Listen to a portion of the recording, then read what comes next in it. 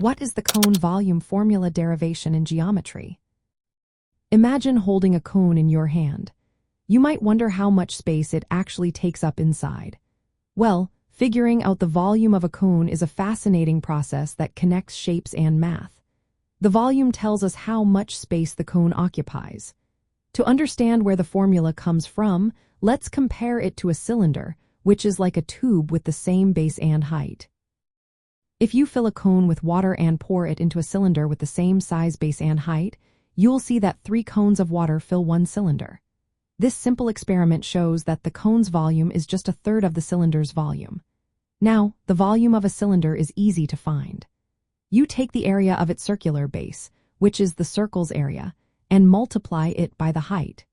The formula for the area of a circle is pi times the radius squared. So the cylinder's volume is pi times the radius squared times the height.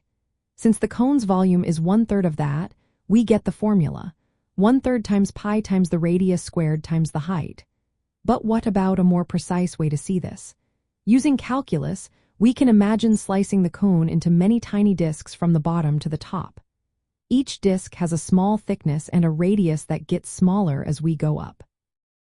The radius at any height is proportional to that height, so it equals the total radius times the height divided by the total height. To find the total volume, we add up the volumes of all these tiny disks using an integral. When we do the math, the integral confirms that the volume is indeed 1/3 pi times the radius squared times the height. So, the formula makes sense both visually and mathematically. Remember, the key idea is that the cone's volume is 1/3 of a cylinder with the same base and height.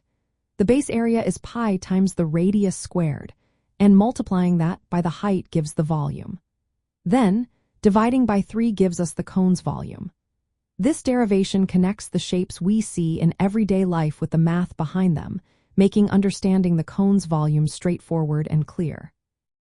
Whether you're measuring a funnel, a traffic cone, or a fancy ice cream cone, this formula helps you find out how much space it really takes up.